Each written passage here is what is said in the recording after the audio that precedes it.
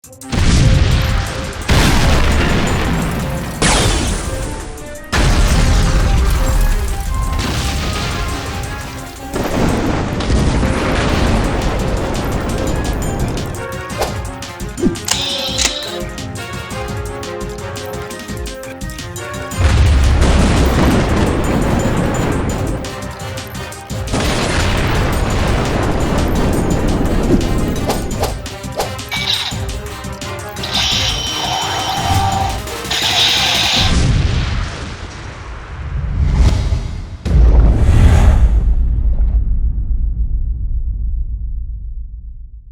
guys, like 25. And that's 9234. With episode 93 of Major Review. Today we have the Power Ranger Samurai Wave 2 and Wave 3 figures. Now in Wave 2, we got the ever popular Rita Replusa, the one that people have been dying to look forward to. Also, another villain that we got in the Samurai line was Deker / Zhu Zhu, and finally, we got the Samurai Rangers in the normal mode. And then Wave 3, we have Super Samurai and Master Xandred, aka Goku. Alright, so now we have the regular mode of Samurai Red and the Mega mode. Now there was actually pretty much no difference to them. The only difference is that now we have them in regular instead of the Mega mode. The Mega mode is only used in the Zord mode, and the regular mode is when they morph. Now inside the Wave 2, we have actually the Blaster mode of the Rekka Santo. And then doing the Mega mode, we got the original regular piece. Now also, the Shinkimaru is also included in the regular modes. Now that's actually pretty good because the Mega modes weren't really that nice looking, and they actually pose just like all the other figures do. The only bad part is that when it's holding these swords, they actually kind of fall off. It's really hard to stand up these figures due to the fact that the legs are wobbly and the weapons actually make it heavy on one side. Same issue happens in the SH Figure Arts line. Both Shink and Reds have the same issue with the swords. This is actually nice that we got both the sword mode and the gun mode, but the only bad part is that the paint applications on the toys aren't really as good. Now, funny thing is that there's silver on the edges of the Mega mode, but there's silver on the symbol on the gun, but there's no silver here, and there's no color on the symbol on the Mega mode. It's kind of weird flopping issues. Weird flopping issues. Now, the funny thing about these normal figures now, they're not as masculine or bulkier and more like the old automorphing figures. And they're not also like the Overdrive figures where the males are so freaking muscular. It looked really weird on them. These are actually pretty nice. In this line, it's actually pretty decent. It's not like too, oh my god, too big, or oh my god, it's too light. It's actually pretty normal. So for these figures, they're actually pretty decent. So these are really good. Alright, so now we have the second villain in the Power Ranger Samurai line, Zhu Zhu, aka Deker. Now this is actually pretty interesting that we actually got him. His sculpt is just... It's really nice. It has a lot of detail. Yeah, he has the movable head, the arms do move, but the sad part about him is that unlike the Samurai Rangers where his arm can actually fully move up, since he has the armor here, it doesn't really move. And for some reason, my wrists for my Zhu Zhu, it's kind of tight, so it's kind of weird to train it. The back is really, really nicely detailed, and you actually can hold his sword, the Irimasa. All you gotta do is just slip it in, and he holds it. It's really nice that they kept this detail on him, because most of the time with villains, we don't keep the details of the sword or whatnot. But for him, this is nice that he actually has the Irimasa. Also, he has his dagger that he got, but you can't really store it. All you gotta do is hold it. His feet actually has a little small reminiscence to the Ninja Rangers back in Mighty Morphin Power Rangers Season 3. He's actually pretty cool. He has his color scheme is just red and white or silver, if you want to call it. The only thing the figure is really missing is the reflective thing on his face. Because in the show you can see that it's a reflective skull, and in this one it's just plain. And it's also like pretty glossy looking. Well, this is not. It's really nice that he has both his weapons, just like in Shinkenger. He did use both weapons. And the fact that you actually can store his Irimasa in the back, really, really nice. It actually gives you the nice little detail that he needs. Alright, so now we have the final Mighty Morphin Power Ranger figure that people have been wanting for ages, Rita Replusa. Now, the funny thing about Rita Replusa is that it was actually not intended to be this weird looking. Bandai did announce at Toy Fair that they were going to make a Rita, but it was delayed. It was delayed so long. Because remember, Mighty Morphin Power Rangers 2010, the remake, had Lord Zed, but they didn't have Rita. And then we finally got the Rita, but the thing is that it still has a samurai logo, but all it says is that Mighty Morphin Power Rangers Collector's Edition. And we do see Rita, the original Rita. It's nice to see, but the figure-wise, it's not really that good. We have the legs, but they don't move. The thing, you can really just stand it in your hand and nothing will happen. The only articulation she has is her arms, and that's it.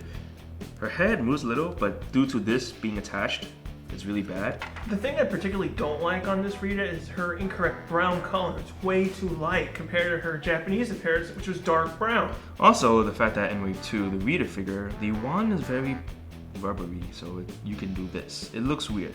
The details are okay, but not as good as the Super Legends line, and also not as good as some of the other lines that we've gotten. So if you ever wanted to recreate her Make My Monster Grow, throwing the scepter down to the ground, you really can't do it with that. You can't really do it, and it's rubbery here. If they put a really nice little tip and made it more sturdier, it'll look good. You can put it on her hand, and this is Rita for you. You can't really have her pretending to she's standing on the platform with a staff like she did in the show. Overall, it's okay, but it's a collector's edition. It's nice. Now, the Wave 2 line also saw we got regular blue and green, and we finally see Mega Mode Gold and regular gold. The only bad part about these figures is that the golds were pretty rare because in the assortment cases, there weren't a lot of them. Same thing with Rita and Deker. They weren't really a lot compared to red, blue, and green. Green, it was specifically rare because I guess people like Mike more than Kevin and Jaden, but overall, Wave 2 was decent, but it came in a really, really late time, which is kind of bad. Alright, so now we have the new wave, which has the super mode of blue, red, and green. And we also get, finally, the normal version of pink and yellow. Now, for these mode, all it is just a basic figure of the standard regular ones. All it is now is that the sword actually has a black box, or the Inomaru, and now the boys have the cape. The cape doesn't really move much, but... And it's much more bigger compared to what the show does. Yeah, but it gives you that kind of wind feeling, like when the wind's blowing this with the flaps. The details are nice on this, but the only thing I don't like is that it limits everything because the head you have to turn really, really hard back and forth. And the legs, well, you can't really pose the legs well because now you have this rope covering everything up. Overall, it's nice. All the figure weapons hold, you can use any figure weapon to hold anyone, so you can have him holding the staff, or the sword, or whatnot. Or Juzo's sword, or Rita's scepter. You know, it's not bad, but the limitation of the posability for this little is not as good as you think it is. Also, the back actually has a symbol of the Inomaru, which is pretty cool. Overall, it's a nice detailed figure, but sadly, pink and yellow don't have one yet. Hopefully they will make one. But with the figures, I must say that from now, Samurai has the most figures released to date in any PR series. Because we have the Mega Mode, then we have the regular mode, then we have the Super Modes. And then later on, from Toy Fair, we saw pictures of, they're going to release the Shark Mode. And then we had the 12-inch Ranger figures, and we had the 12-inch Battle-Ice Ranger. Alright, so now we have the third villain in the Power Rangers Samurai Wave, Master Xandred, aka Dogoku from Shinkenger. Now, this is actually a nice figure. I'm actually really surprised that we have him. We already got Deker. I didn't expect to see him, but hopefully in another wave we see... We just need Octoro and Daigi. Yeah, so... Now the funny thing is that his movability isn't that good because this thing is all stiff in the back, so... Blocks movement. Blocks movement. And this actually goes the way he goes too, so... Blocks here, and it's not really that posable. It's a nice little color scheme, although he almost looks kind of like a Spider-Man figure because it's like a reddish, bluish, brownish kind of thing. It's nice. His head does turn, but I don't suggest you do it because due to the fact these two antennas are in the front. Now he includes is his sword. I call this the pirate sword because it actually looks like a pirate sword. But it is actually the wrong sword color. The details are nice on this. I really like the details, but it looks kind of wrong on it.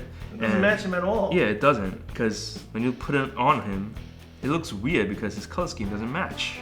Xandred is actually, I think, one per case in assortment, so he's also pretty rare, but he's just like the girls, so he's actually pretty hard to get, so get him if you can't find him. Also, for the Wave 3 figures, they actually changed the design of it, because if you see the normal ones they use from Wave 1 and 2, it's just simple. In Wave 3, you can tell it's different because they actually have all the samurais in the regular mode, so you can tell it's different. The only bad part is that Bandai still has not changed the toys to Super Samurai, which is kind of odd. Well, Megazord should have said Super Samurai, and of course, especially now the Super mode for Green should have said Super Samurai. So overall, all the figures are actually pretty nice. We actually got the normal modes, and we got some good weapons. The only bad part is that with the normal modes now, you don't get the correct weapons. You literally have to buy the Mega modes just to get the proper weapons, then buy the normal modes to have them in normal form, and then if you want, you have to buy the Super mode. Personally, I don't like the super mode because all it is just a cape and you add the black box to the sword. To me, that's not really worth it. Rita, it was pretty hard to find now before, but now she's so plain easy. Deker's gonna be hard to find, and Xandred's somewhat hard to find, but overall, get these figures if you can. I really recommend the normal ones and the super ones more than the mega mode, but it's up to your decision which ones you guys like. Hopefully, every single wave from the Last Samurai up to the Last Samurai, we get at least one villain because they've actually done pretty well with the villain figures. So that's it for our review. Join us next week for the Samurai Trans-Tech Armor Cycle. Rate, come subscribe. We'll see you next week. Hey guys, Ekbo25. And R1934. But episode 983. I messed up in the beginning. Someone's shooting me in the ass right now. Go Busters, it's morphin'. That's gonna be something I wanna see. It's morphin' time! Because even though they're not ball joints in these figures, the SH figures have the same thing because they make the weapon so top heavy that the legs don't bounce right at all. The normal regular Rangers used to... That was gonna happen eventually. Bandai will have SH figures Zhu Zhu coming out. So it'll be nice to see both the figure arts and the original American version compare the two. So that'll be nice to see. You know, since all the figures are the exact. Why do you Figures suck. Someone has actually customized one of the figures to look like the Gedoju Shinken Red, which is pretty cool. Alright, so now we have Master Xandred, aka Dogoku. Why can you just not stand?